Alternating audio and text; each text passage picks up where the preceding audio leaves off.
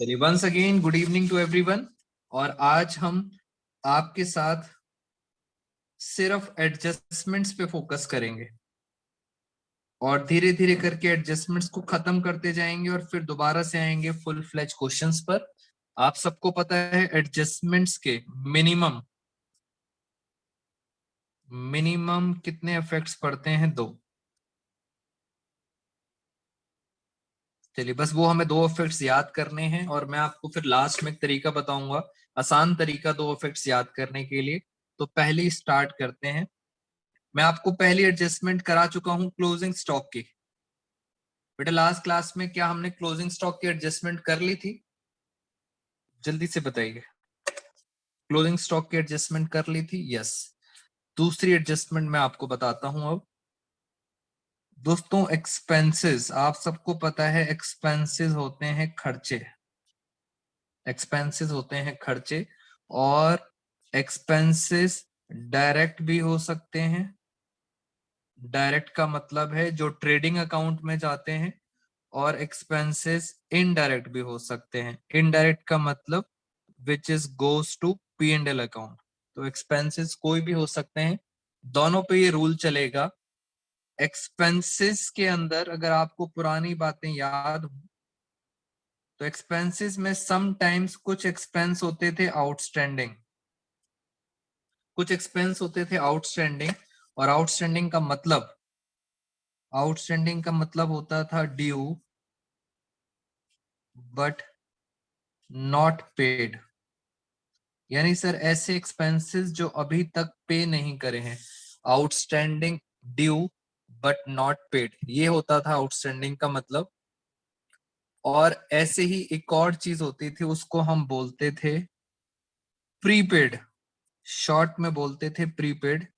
इसका मतलब paid in advance, paid in advance. तो ये हमने दोनों पॉइंट्स पहले पढ़ चुके हैं कि सर एक्सपेंसेस आउटस्टैंडिंग भी हो सकते हैं और प्रीपेड भी हो सकते हैं एडवांस। अब सर करना क्या है? दोस्तों ध्यान से देखना, मैं स्टार्ट करता हूं। फॉर एग्जाम्पल अगर मैं बात करूं आउटस्टैंडिंग एक्सपेंस की, मैंने यहां पे लिखा आउटस्टैंडिंग एक्सपेंस। Outstanding expense. अब मैक्सिमम क्या क्या पॉसिबिलिटीज हैं, आपको बस ध्यान रखना है। अगर ये आउटस्टैंडिंग एक्सपेंस ट्रायल बैलेंस में गिवन है, दोस्तों ट्रायल बैलेंस में गिवन है तो इसका कितने इफेक्ट पड़ते हैं? एक। और अगर ये आउटस्टैंडिंग एक्सपेंस एडजस्टमेंट में गिवन है तो इसके कितने इफेक्ट पड़ेंगे? दो। तो पहले तो ये पता होना चाहिए सर आउटस्टैंडिंग एक्सपेंस कहाँ पे है, ट्रायल में है या एडजस्टमेंट में है। अगर ट्रायल में है तो ये हमारी होती है प्योर लाइबिलिटी। आउटस्टैंडिंग एक्सपेंस क्या होती है? हमारी एक लाइबिलिटी होती है, ड्यू बट नॉट पेड। अभी तक हमने पे नहीं करा है, इसका मतलब उधार है। अभी तक आपने पे नहीं करा, आपको पे करना पड़ेगा। और जो पे करना पड़ता है वो हमारी क्या बन जाती है? लाइबिलिटी। बट अगर ये एडजस्टमेंट में है, ट्रायल में नहीं है, मैंने ट्रायल का तो मतलब बता दिया। अगर ये एडजस्टमेंट में है, अगर एडजस्टमेंट में है तो कितने इफेक्ट पड़ेंगे? दो। एक अफेक्ट तो सर कंफर्म है, एक अफेक्ट पड़ेगा बैलेंस शीट के अंदर। और बैलेंस शीट के अंदर अभी अभी मैंने बताया ये हमारी क्या बन जाती है? लायबिलिटी। तो आउटस्टैंडिंग एक्सपेंस क्या होते हैं? लायबिलिटी। एक तो कंफर्म है बैलेंस शीट में लायबिलिटी में आएगा। दूसरा कहां आएगा?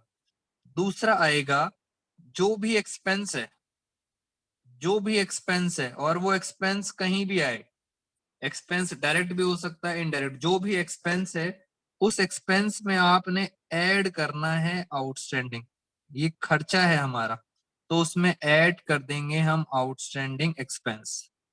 ये इसका दूसरा फैक्ट है। पहला है लायबिलिटी में और दूसरा क्या है? ऐड करना है आपको। मैं भी क्वेश्चन कराऊंगा तो आपको समझ आएगा क्या है ये। जैसे फॉर एग्जाम्पल यहां देखिए आप, ये हमारा असाइनमेंट है आपके साथ, और इसमें मैंने 1 बाय 1 करके सारी एडजस्टमेंट्स दिखा रखी हैं। मैं आपको पहली एडजस्टमेंट दिखाता हूं। पहली एडजस्टमेंट में क्या लिखा है? एडजस्टमेंट नंबर 1, पहली एडजस्टमेंट है आउटस्टैंडिंग एक्सपेंसेस और प्रीपेड एक्सपेंसेस। अब जैसे मैं आपको बताऊं, ये ट्रायल बैलेंस दिया हुआ है। ट्रायल बैलेंस के अंदर रेंट दिया हुआ है और क्या दे रखी है? सैलरी। दो खर्चे हैं, एक रेंट है और एक सैलरी।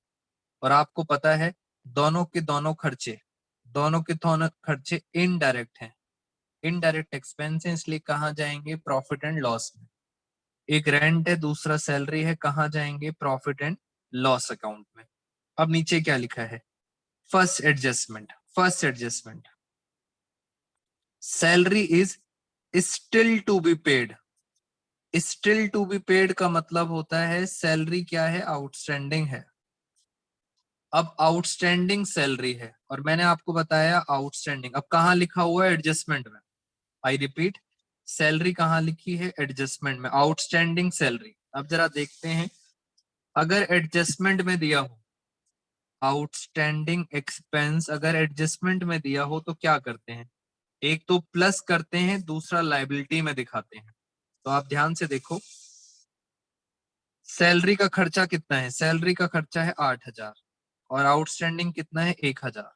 तो देखना जरा ध्यान से, मैंने यहाँ पे सैलरी लिखी 8,000 और ध्यान से देखो मैंने ऐड करा आउटस्टैंडिंग 1,000। एक तो 1,000 यहाँ ऐड कर दिया, टोटल आ गया 9,000। और फिर मैंने इसको कहाँ दिखाया? इसका सेकंड इफेक्ट मैंने दिखाया बैलेंस शीट के अंदर, लायबिलिटी साइड में। क्या लिखा मैंने? सैलरी आउटस्टैंडिंग कितना है? 1,000 रुपए। इस तरह से ये हमारा क्वेश्चन है। दोबारा से समझते हैं, ये जो 8,000 है दोस्तों, ये कहाँ है? Trial balance. इसका एक ही इफेक्ट पड़ेगा, ट्रायल बैलेंस का एक इफेक्ट पड़ता है, खर्चा है। ये देखो, ये खर्चा आ गया 8,000। आउटस्टैंडिंग है 1,000, इसके दो इफेक्ट पड़ेंगे। आउटस्टैंडिंग के कितने इफेक्ट पड़ेंगे? दो। एक तो आप ऐड करोगे खर्चे के अंदर और एक कहाँ दिखाओगे? आप बैलेंस शीट। तो ये हो गया हमारा आउटस्टैंडिंग का चक्कर खत्म। अब हम आते हैं आपके साथ प्रीपेड। मैं क्वेश्चन कराऊंगा आपको तो और क्लैरिटी हो जाएगी। अब मैं दूसरा एक्सपेंस लिखने जा रहा हूं, प्रीपेड एक्सपेंस। प्रीपेड एक्सपेंस का कुछ नहीं करना, बहुत आसान तरीका है, बिल्कुल उल्टा कर देना। प्रीपेड एक्सपेंस का क्या करेंगे? बिल्कुल उल्टा ट्रीटमेंट। अब देखो क्या होगा। अगर प्रीपेड एक्सपेंस आपको एडजस्टमेंट में मिल रहा है, अगर एडजस्टमेंट में मिल रहा है तो कितने इफेक्ट पड़ेंगे? दो। और कुछ नहीं करेंगे, बिल्कुल अपोजिट कर देंगे। देखना दो इफेक्ट क्या होंगे। एक तो आपने क्या करना है, बैलेंस शीट के अंदर बिल्कुल अपोजिट। दोस्तों बैलेंस शीट के अंदर असेट साइड में दिखाना है। प्रीपेड एक्सपेंस हमारी असेट असेट होती है, एक तो हमें असेट साइड में दिखाना है। और दूसरा इफेक्ट, जो भी एक्सपेंस होगा, जो भी एक्सपेंस होगा, जैसे इसको ऐड करा था, अब आप लेस करेंगे अगर कोई प्रीपेड है, फ्यूचर का खर्चा है प्रीपेड, तो उसे क्या करेंगे? लेस करेंगे। खत्म, दोनों इफेक्ट खत्म। जैसे यहां देखते हैं इस क्वेश्चन में, जैसे ये रेंट है, रेंट एक खर्चा है, बट ये कहाँ लिखा है? ट्रायल बैलेंस में, 5,000। ट्रायल बैलेंस में तो एक ही इफेक्ट पड़ेगा, तो मैंने एक इफेक्ट कहाँ डाल दिया? P&L। P&L में आप देखो मैंने यहाँ लिखा टू रेंट 5,000, इसका तो एक इफेक्ट पड़ गया, खत्म कहानी। अब पढ़ते हैं एडजस्टमेंट। एडजस्टमेंट में लिखा है rent is paid in advance. इसका मतलब रेंट जो है वो है प्रीपेड। और एडजस्टमेंट्स के कितने इफेक्ट पड़ते हैं? एडजस्टमेंट के पड़ते हैं दो इफेक्ट। अब ये प्रीपेड है, तो प्रीपेड क्या करोगे? एक तो आप असेट साइड में दिखाओगे, बैलेंस शीट में असेट साइड में दिखाओगे 1,500 रुपए, 1,500 रुपए। और आप क्या करोगे? रेंट, रेंट में से ध्यान से देखो, रेंट में से आप माइनस करोगे लेस प्रीपेड 1500 रुपए, खर्चे में से माइनस करेंगे तो नेट आंसर आ गया 3500। एक बार यहाँ माइनस कर दिया और एक बार यहाँ पे दिखा दिया असेट साइड में। तो ये हो गई हमारा इनका ट्रीटमेंट। प्रीपेड एक्सपेंसेस का ट्रीटमेंट भी बता दिया मैंने आपको, आउटस्टैंडिंग एक्सपेंसेस। बट क्वेश्चन ये है, स्टूडेंट कहता है कि सर अगर प्रीपेड एक्सपेंस ट्रायल बैलेंस में है तो ट्रायल बैलेंस का तो एक ही इफेक्ट पड़ता है, और अब वो इफेक्ट आप बता सकते हैं, बिल्कुल अपोजिट करना है। अगर ये लाइबिलिटी है तो यहाँ पे क्या आ जाएगा, असेट्स आ जाएगा, कहानी खत्म। चलिए मुझे एक बात बताइए, क्या आपको आउटस्टैंडिंग एक्सपेंस की एडजस्टमेंट समझ आई है और प्रीपेड की? दोस्तों जल्दी से बताओ, क्या ये क्लियर है?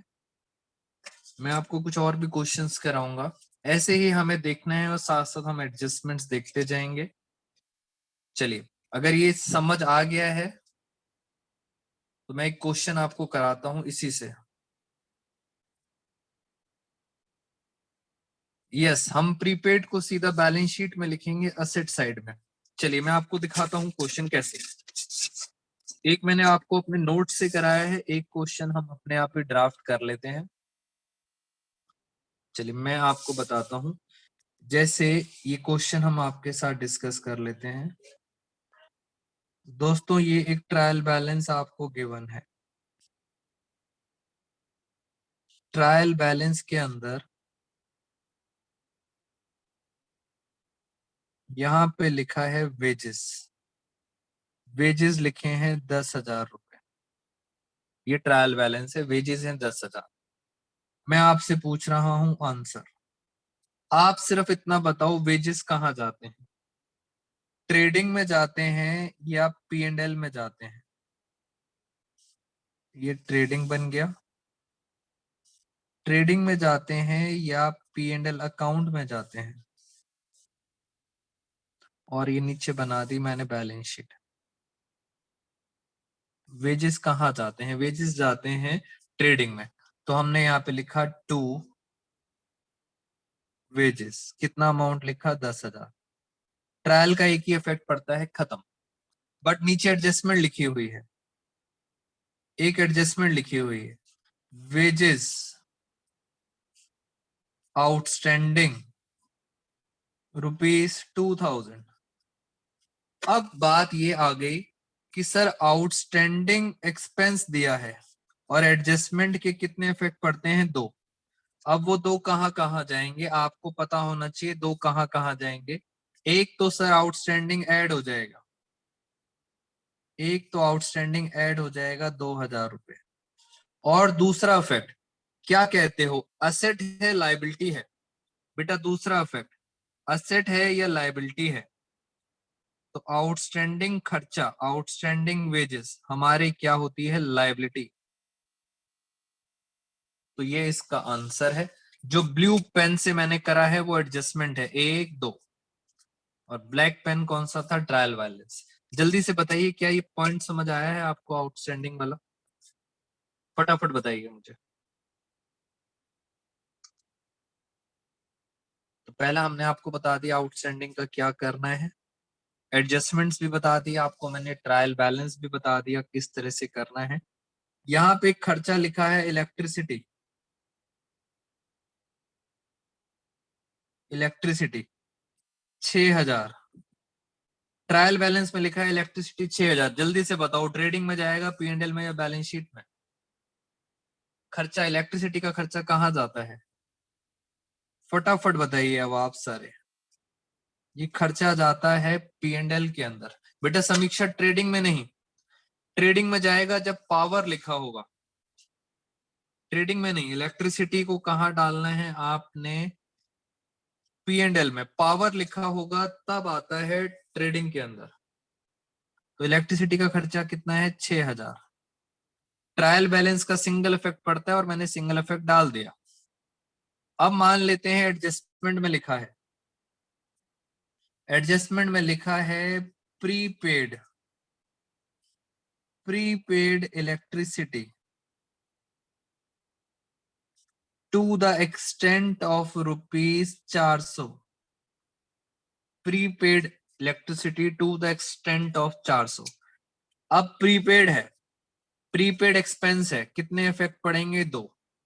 और आपको पता है प्रीपेड आपको क्या करना होता है, प्रीपेड एक यहां से माइनस करते हैं 400 रुपए, और इसका दूसरा इफेक्ट कहां पड़ेगा? दूसरा इफेक्ट, प्रीपेड होती है हमारी असेट। दोस्तों प्रीपेड हमें बेनिफिट देता है फ्यूचर में, इसलिए प्रीपेड इलेक्ट्रिसिटी हमारी क्या बन गई? असेट, 400 रुपए। तो इस तरह से आपको दिखाने हैं दोनों चीजें, एडजस्टमेंट और ट्रायल बैलेंस। होप आपको मेरी बात समझ आ गई। बेटा सबसे टेक्निकल चैप्टर चल रहा है, अगर आप में से किसी को भी इस पॉइंट में डाउट है, सृष्टि, हातिम, सकीना, समीक्षा, कशिश, अगर डाउट है तो फटाफट मुझे बताइए, मैं आपको अनम्यूट कर देता हूं। सबसे मुश्किल चैप्टर है, इसी तरह से चलते चलेंगे हम एक एक करके पॉइंट, और फिर आपको एक साथ करने पड़ेंगे सारे पॉइंट्स। जी, एनी डाउट्स? बेटा ये समझ आना चाहिए, नहीं तो हाथ से गाड़ी निकल जाएगी। डाउट नहीं है। और मैं आपको बताता हूं, आपके एग्जाम के अंदर टोटल नंबर ऑफ एडजस्टमेंट्स आएंगी 8।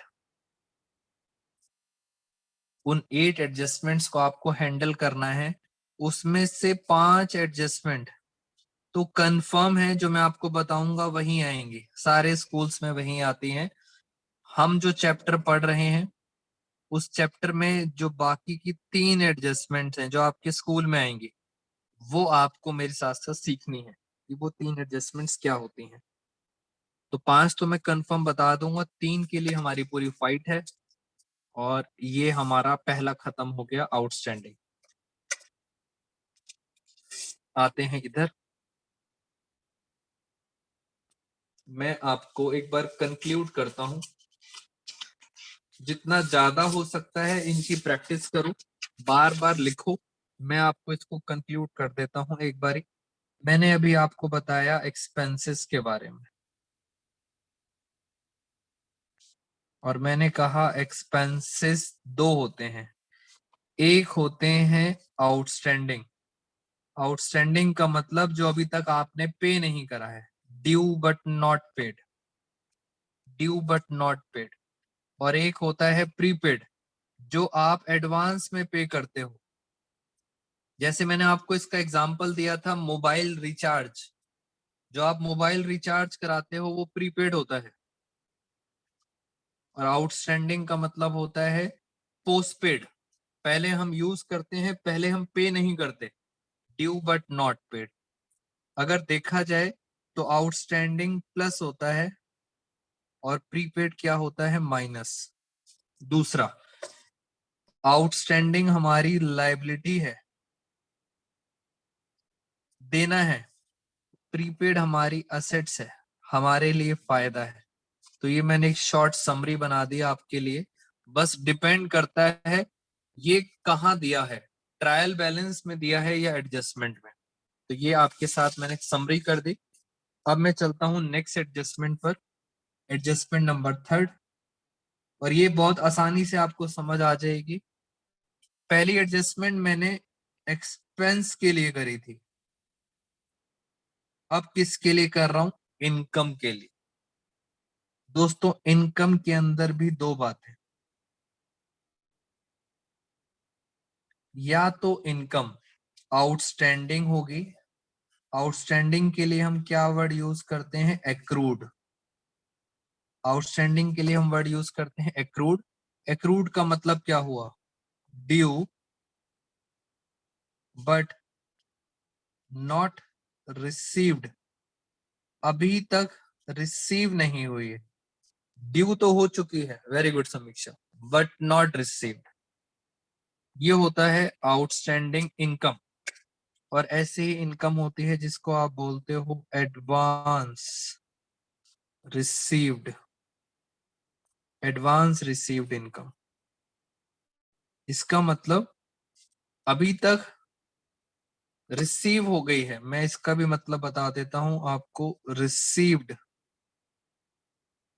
बट नॉट अर्नड, आपने कमाई नहीं है, नॉट अर्नड कमाई नहीं है, बट फिर भी आपको रिसीव हो गई है, तो ये एक्रूड होता है और ये एडवांस होता है इनकम में। अब जरा हमें क्या करना है, हम जरा क्वेश्चन को समझते हैं। अगर मैं ये बताऊं सिंपली, एक्रूड जो है ये हमारे लिए क्या बन जाती है, असेट्स। और दोस्तों जो एडवांस है वो हमारे लिए बिल्कुल अपोजिट चल रहा है, वो हमारे लिए बन जाती है लायबिलिटी। बस करना क्या है, ये प्लस होती हैं, जो भी इनकम है उसमें प्लस कर देना और एडवांस को क्या कर देना, माइनस। जैसे क्वेश्चन करते हैं तब और क्लैरिटी होगी क्या लिखा हुआ है। ये देखिए मेरे साथ, एडजस्टमेंट नंबर 2, जरा और क्लैरिटी के साथ देखते हैं इसमें। पहले आप आराम से देखो मेरा टॉपिक क्या चल रहा है। एडजस्टमेंट नंबर 2, एक लिखा है एक्रूड इनकम। एक्रूड हमेशा क्या हो जाती है, प्लस आउटस्टैंडिंग। पहले भी बताया था मैंने आपको, आउटस्टैंडिंग प्लस होती है। और एडवांस जैसे प्रीपेड होती है एडवांस, वो हमेशा क्या हो जाएगी, माइनस। अब आप देखो, पहले नीचे चलते हैं, अब जरा दिमाग उल्टा लगाते हैं, पहले हम एडजस्टमेंट में चलते हैं। कमीशन रिसीव्ड इन एडवांस, 2,000 रुपए कमीशन मिली है एडवांस में। अब क्या करना है इसका, देखते हैं जरा। एडवांस रिसीव्ड इनकम एक तो माइनस हो जाएगी, और दूसरा कहां दिखाएंगे, लायबिलिटी में। एक तो माइनस करेंगे और दूसरा कहां दिखाएंगे, लायबिलिटी में। तो जरा चेक करें इस 2,000 का हमने क्या करा। एक तो मैंने देखो यहाँ पे 2,000 रुपए माइनस करे हैं, ये कौन सा अकाउंट है, प्रॉफिट एंड लॉस अकाउंट में मैंने लेस करे हैं 200, माइनस करे हैं। और दूसरा ये 2,000 मैंने कहा दिखाए हैं, बैलेंस शीट के अंदर लाइबिलिटी साइड में, कमीशन रिसीव्ड इन एडवांस 2,000। तो एक बार माइनस करे हैं, फिर एक बार यहाँ पे मैंने लाइबिलिटी में दो अफेक्ट इसके दिखा दिए। ऐसे ही अगर हम बात करें पॉइंट नंबर 2 की, interest is still to be receive. Still to be receive का मतलब है आउटस्टैंडिंग, एक्रूड। और एक्रूड के भी दो इफेक्ट, एक्रूड क्या होता है, प्लस। तो आप देखें जरा, इंटरेस्ट के अंदर मैंने यहाँ पे ऐड लिखा है आउटस्टैंडिंग, 1,500 रुपए यहाँ पे प्लस कर दिए हैं। मैं अभी रीजन भी बताता हूं आपको।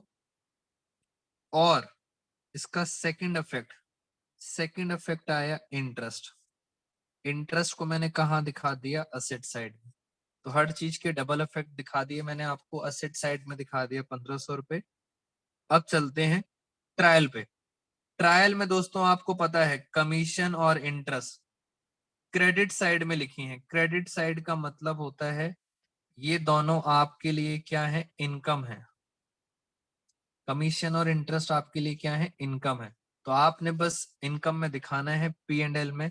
ये रहा कमीशन 7,000 और ये रहा इंटरेस्ट 4,000। सिंगल इफेक्ट डाला, कहानी खत्म। इसी पॉइंट को थोड़ा सा और डिटेल में डिस्कस कर लेता हूं आपके साथ।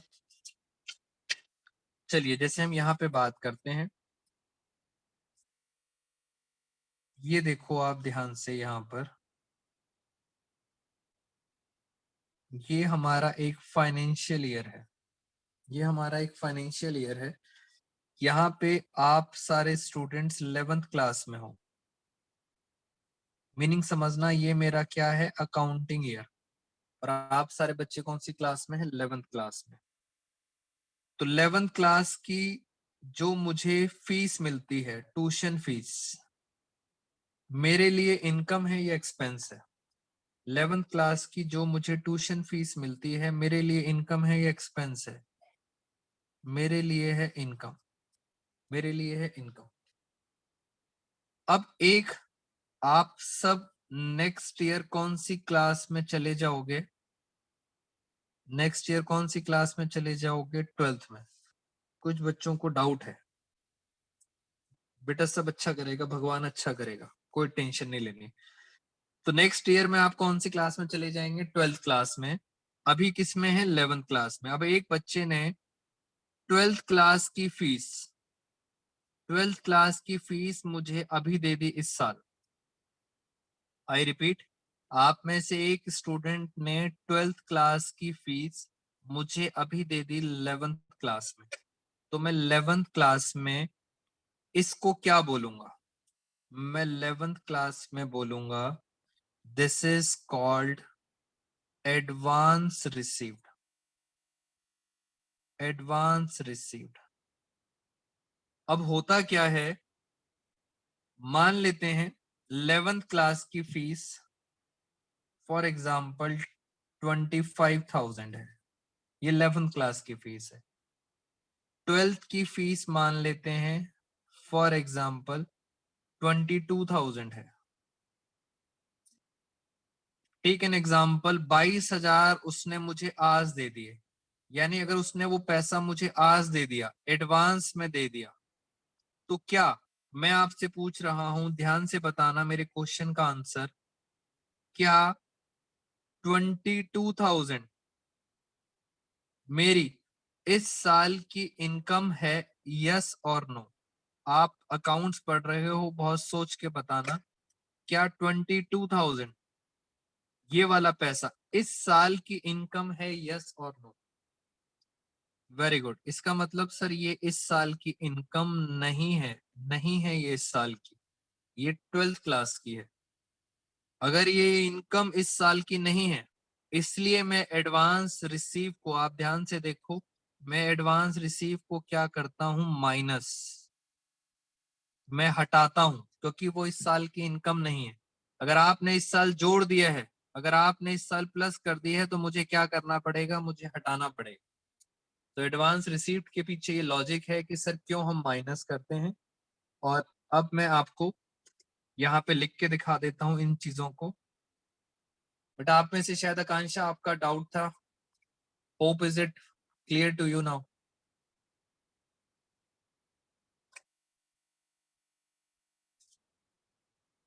अब मैं आपको यहाँ पे लिख के दिखा देता हूँ एक बारी, जैसे मैंने यहाँ पे लिखा एडवांस रिसीव्ड इनकम, इसके डबल इफेक्ट क्या होंगे? जो भी इनकम है, और वो इनकम जहां भी जाती है, उस इनकम में आपको बस माइनस करना है एडवांस। ये पहला इफेक्ट है। जो भी एडवांस है उसको आप माइनस करेंगे। दूसरा इफेक्ट, जब आप बैलेंस शीट बनाएंगे, तो बैलेंस शीट में आप लायबिलिटी साइड में दिखाएंगे एडवांस। ये एडवांस रिसीव्ड के डबल इफेक्ट है। अब चलते हैं हम एक्रूड।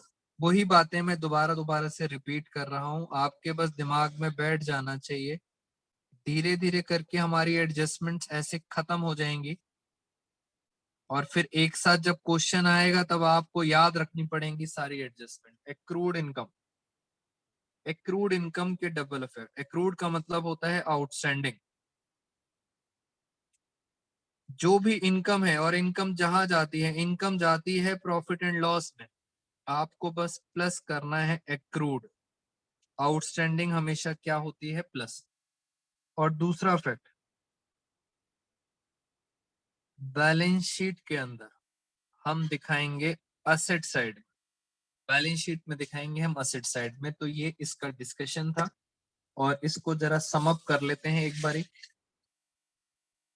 इसको समअप कर लेते हैं आपके साथ। मैंने ऊपर लिखा था एक्सपेंस, और अब नीचे लिख देते हैं इनकम। दोस्तों, जितना ज्यादा इनको समअप करोगे उतना आपके लिए बेनिफिट है, जिससे आपके दिमाग में ये बात बैठ जाएगी, और you can easily compare also. Outstanding की जगह यहाँ पे क्या वर्ड यूज करते हैं? एक्रूड।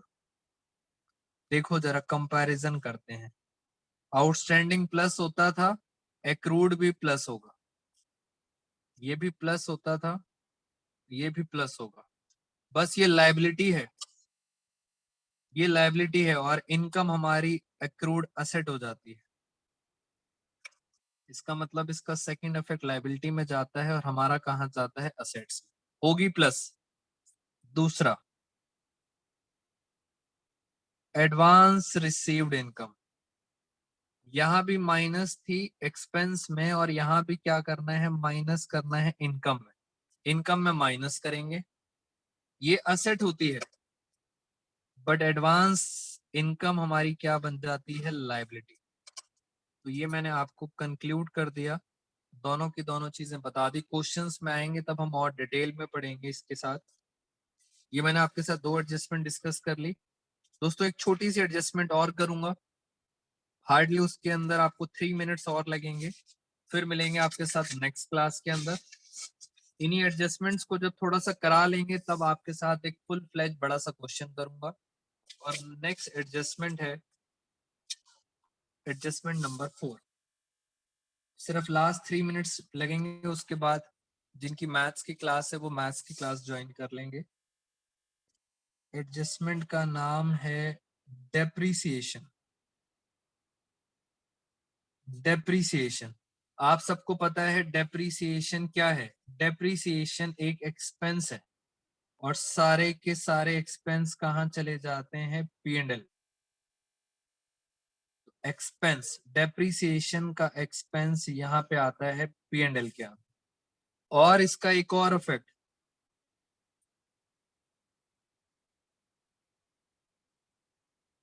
मैं अभी डाउट्स लूंगा Kashish, then you can ask from me. Balance sheet दोस्तों, बैलेंस शीट में डेप्रिसिएशन कहाँ आती है, जो भी रिस्पेक्टिव असेट्स हैं उसमें से डेप्रिसिएशन को आप क्या कर देते हो, डेप्रिसिएशन को आप कर देते हो माइनस।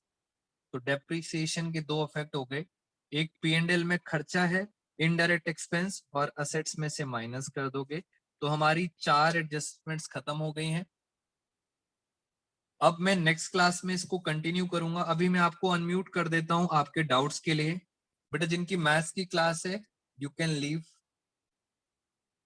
बाकी बच्चों के जरा डाउट्स ले लेते हैं अब।